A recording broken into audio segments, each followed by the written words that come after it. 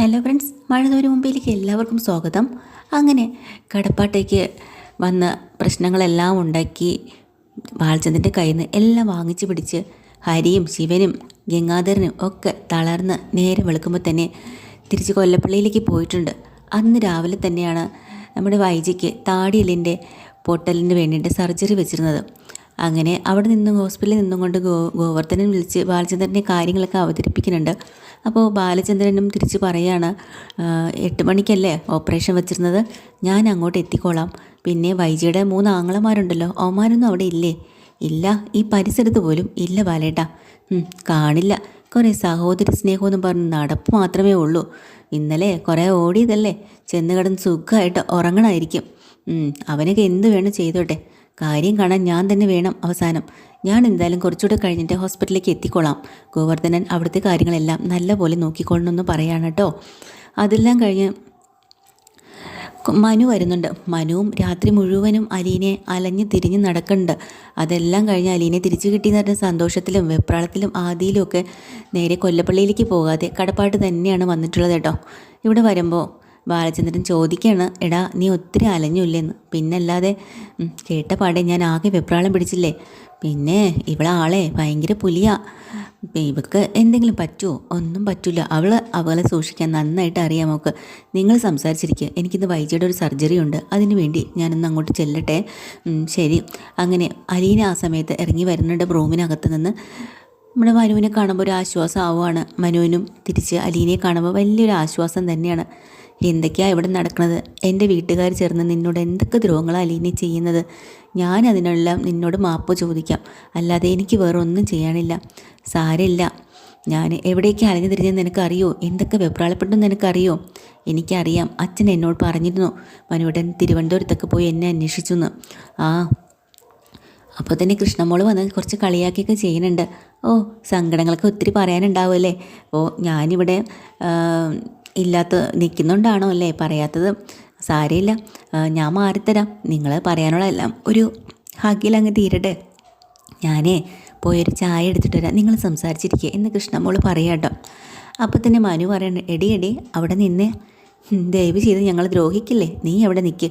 അങ്ങനെ അലീന പോയി ചായ എടുത്തുകൊണ്ട് വരാൻ കേട്ടോ. ചായയൊക്കെ എടുത്ത് തിരിച്ച് വരുന്ന സമയത്തിന് കൃഷ്ണമോള് കുറച്ച് കാര്യങ്ങളൊക്കെ മനുവിനോട് വിശദീകരിച്ച് പറയുന്നുണ്ട്. മനുവേട്ട അച്ഛനൊരു ഹീറോ തന്നെയാണ്, കൊല്ലപ്പള്ളിയിലുള്ളവരെ എല്ലാവരും സീറോ തന്നെയാണ് കേട്ടോ.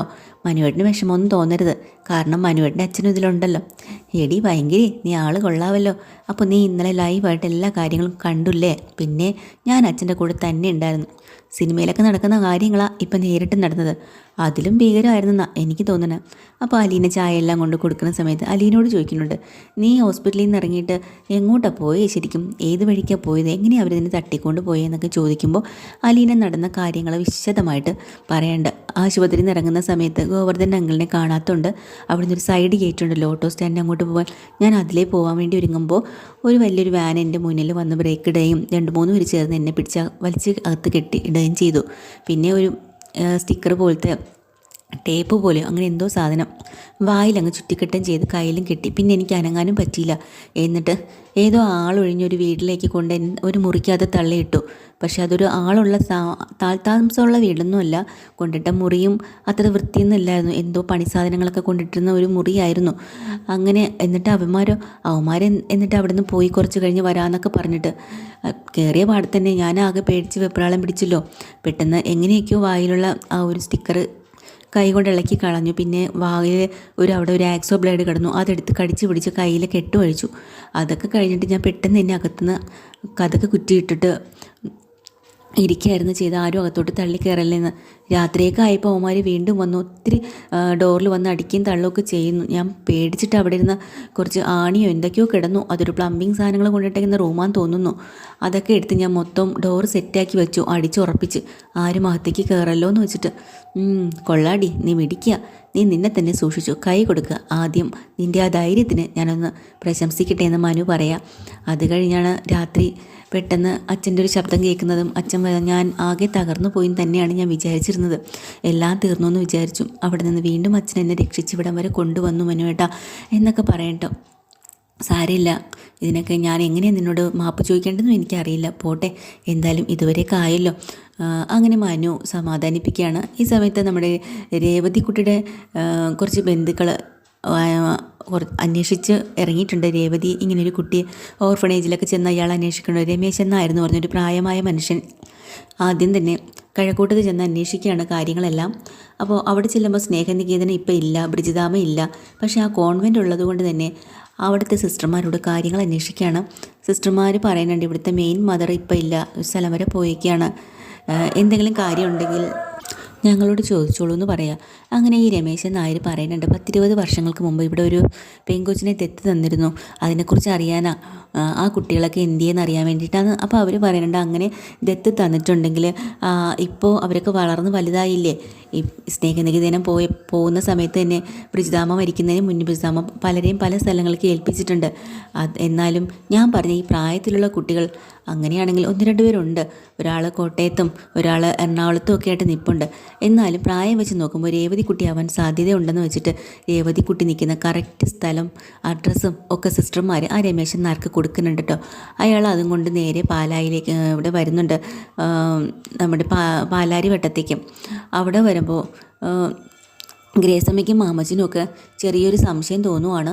കാരണം രേവതിക്കുട്ടിയുടെ ബന്ധുവോ അച്ഛനോ അപ്പൂപ്പനോ ആരെങ്കിലും ആയിരിക്കാം.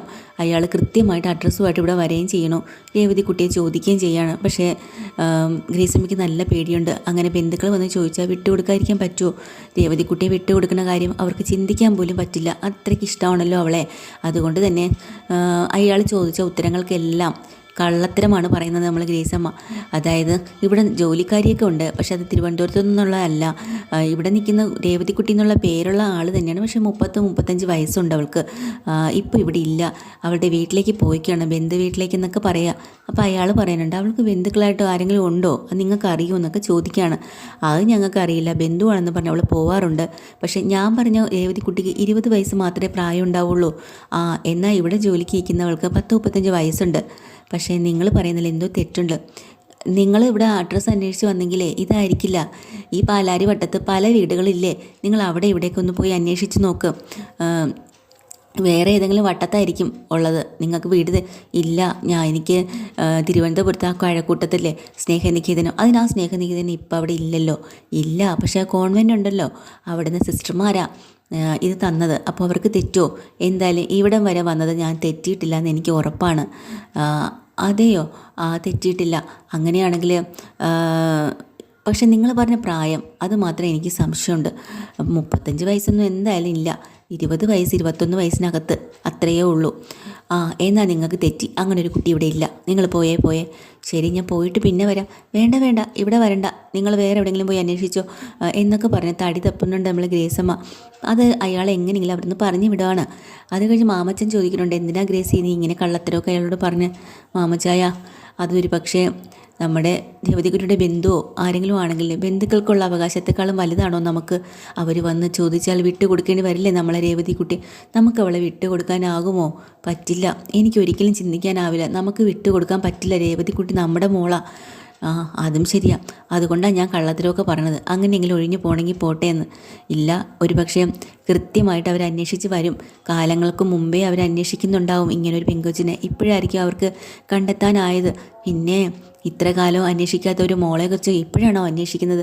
10-20 വർഷം വരെ ഈ കളവനിത് എവിടെ പോയിരുന്നു? വേണ്ട, ഒന്നും പറയണ്ട അയാളോട്. അയാൾ പോലീസും ഇൻവെസ്റ്റിഗേഷനും വന്നുള്ള ആളൊന്നും അല്ലല്ലോ എല്ലാ സത്യങ്ങളും തുറന്ന് പറയാനായിട്ട്.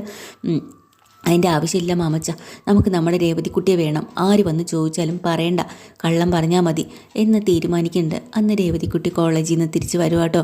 പക്ഷേ ഇവരുടെ രണ്ടുപേരുടെ മുഖം കടന്നിൽ കുത്തിയതുപോലെ ഇരിപ്പുണ്ട് സങ്കടത്തിൽ. രേവതി വന്ന് ചോദിക്കുന്നുണ്ട് എന്തു പറ്റി രണ്ടുപേരും ഇങ്ങനെ ഇരിക്കുന്നത്? എന്താ ആൻറ്റി, എന്താ മാമച്ചായ? ഇന്നെന്ത് പറ്റി എന്നൊക്കെ പറയും. രേവതിയിലെ ഒരു കളിയാക്കലും സ്മാർട്ട്നെസ്സും ഒക്കെ ഉണ്ടല്ലോ, അവരോട് കുറുമ്പും കൊഞ്ചലും ഒക്കെ കാണിക്കുന്നുണ്ട്. അവസാനം ഗ്രേസമ്മയ്ക്ക് നല്ല വിഷമം വന്നിട്ട് ഗ്രേസമ്മ ചോദിക്കുന്നുണ്ട് എന്തിനാ കൂടുതൽ നമ്മൾ മിണ്ടാനും പറയാനൊക്കെ വരുന്നത്? നിന്നെ അന്വേഷിച്ച് നിൻ്റെ ബന്ധുക്കൾ ഏതെങ്കിലും കാലത്ത് വന്നാൽ നീ അവരോടൊപ്പം പോകാനുള്ളവളല്ലേ, പിന്നെ നമ്മളെന്തിനാ സ്നേഹിക്കണമെന്നൊക്കെ പറയുമ്പോൾ രേവതിക്കുട്ടിക്ക് ചെറിയ സംശയം തോന്നുക കേട്ടോ. എന്തിനാണ് ഇപ്പം അങ്ങനെ ചോദിക്കുന്നത്? നിനക്കേ അങ്ങനെ ഒരു ബന്ധുവോ അച്ഛനോ അമ്മയോ ആരെങ്കിലും ജീവിച്ചിരിപ്പുണ്ട്, അവർ വന്ന് നിന്നെ അന്വേഷിച്ചാൽ നിന്നെ വേണമെന്ന് പറഞ്ഞാൽ നീ പോവോ? ആദ്യം രേവതിക്കുട്ടി ഇവരൊന്ന് കളിയാക്കാനായിട്ടും കുറുമ്പ് കാട്ടാനായിട്ട് രേവതിക്കുട്ടി പറയുന്നുണ്ട്. പിന്നെ എൻ്റെ സ്വന്തം അച്ഛനമ്മ ആരെങ്കിലും ജീവിച്ചിരിപ്പുണ്ടെന്ന് അറിഞ്ഞാൽ പിന്നെ എനിക്ക് സന്തോഷമാവില്ലേ? അലീന ചേച്ചിക്ക് എല്ലാവരും ഉണ്ട്, എല്ലാവരും കിട്ടിയപ്പോൾ അലീന ചേച്ചിക്ക് എത്ര സന്തോഷമായി, അതുപോലെ എനിക്കും സന്തോഷമാവും, അന്ന് വിളിച്ചാലേ ഞാൻ പോവും എന്നൊക്കെ പറയുന്നുണ്ട്. അത് കേൾക്കുമ്പോൾ ഗ്രേസമ്മയും മാമച്ചനും ഭയങ്കര സങ്കടത്തിലിരിക്കുക കേട്ടോ. അങ്ങനെ നടന്ന സംഭവങ്ങളെല്ലാം അവർ തുറന്ന് പറയണുണ്ട് രേവതിയോട്. എന്നിട്ട് അവർ സങ്കടപ്പെട്ട് കരയുന്നുണ്ട്. ഗ്രേസമ്മയുടെ കണ്ണൊക്കെ നിറയണം. പക്ഷെ അപ്പോൾ രേവതി ഓടി വന്നിട്ട് പറയാം, എൻ്റെ പൊന്ന ആൻറ്റി അങ്കിളെ, നിങ്ങളെ വിട്ട് ഞാൻ എവിടെ പോകാനാ? ഒരു കാലത്തും ഞാൻ പോവില്ല. എന്നെ പ്രസവിച്ച് ഉപേക്ഷിച്ച് കളഞ്ഞവരല്ലേ അവർ. ഇത്ര വർഷം, ഈ 20 വർഷം അവരെവിടെ പോയിരുന്നു? അവർ എന്നെക്കുറിച്ച് ചിന്തിച്ചോ? ഞാൻ എങ്ങനെ ജീവിക്കുമെന്ന് അറിഞ്ഞോ? അവരുടെ സ്വന്തം താല്പര്യത്തിന് വേണ്ടിയിട്ട്, അവരെ ഇഷ്ടങ്ങൾക്ക് വേണ്ടിയിട്ട് എന്നെ അന്ന് ഉപേക്ഷിച്ച് കളഞ്ഞതാ. ഞാൻ എൻ്റെ ബ്രിജിതാമ്മയുടെ സ്നേഹം അറിഞ്ഞാൽ ഞാൻ വളർന്നതുമൊക്കെ. ഇനി ഇത്രയും വർഷങ്ങൾക്ക് ശേഷം എനിക്ക് ആദ്യമായിട്ടൊരു അച്ഛൻ്റെ അമ്മയുടെ സ്നേഹം കിട്ടിയതും നല്ല വീട്ടിൽ താമസിക്കുന്നതും എന്നെ പഠിപ്പിച്ചതും ഒക്കെ ഈ മാമച്ചായനും ഈ അങ്കിളും അല്ലേ. നിങ്ങൾ തന്നെയാണ് എൻ്റെ ശരിക്കുള്ള അച്ഛനും അമ്മയും. ഇനി ഒരാൾക്കാർ വന്ന് വിളിച്ചാൽ ഞാൻ ആരോടും പോകത്തില്ല. ഞാൻ അവരെ ഇവിടുന്ന് ആട്ടി ഓടിക്കും, നോക്കിക്കോ എന്നൊക്കെ ഇങ്ങനെ രേവതി അവരുടെ മുമ്പിൽ സന്തോഷത്തോടുകൂടി ഇങ്ങനെ പറയുമ്പോൾ പെട്ടെന്ന് ഗ്രേസമ്മയുടെ കണ്ണൊക്കെ അങ്ങ് തെളിയാണ്. അതുപോലെ തന്നെ മാമച്ചന് ഭയങ്കര സന്തോഷമാവുന്നുണ്ടോ, രേവതി നമ്മളെ എത്രത്തോളം സ്നേഹിക്കണമല്ലോ. അപ്പോൾ അവരിങ്ങനെ രേവതിക്കുട്ടി നമ്മുടെ ഗ്രേസമ്മയുടെ നെഞ്ചിലേക്ക് ചാഞ്ഞ് കെട്ടിപ്പിടിച്ച് വെച്ച് ഇങ്ങനെ കരയാട്ടോ. അതോടുകൂടി അവർക്കും അങ്ങ് സമാധാനം ആവണുണ്ട്. നമ്മുടെ മോളാ നിന്നെ ആർക്കും ഞങ്ങൾ വിട്ടു കൊടുക്കത്തില്ല എന്ന് അവരും അങ്ങ് സ്വന്തമായിട്ട് അവരുടെ മകളായിട്ട് അങ്ങ് ദത്തെടുങ്ങ് അങ്ങ് വെച്ചേക്കാട്ടോ. എപ്പിസോഡിൽ ഡീറ്റെയിൽഡ് എപ്പിസോഡൊക്കെ ആയിട്ട് വരാം. ചാനൽ ഇഷ്ടമാണെങ്കിൽ ലൈക്ക് ചെയ്യുക, ഷെയർ ചെയ്യുക, സബ്സ്ക്രൈബ് ചെയ്യുക. Thank you.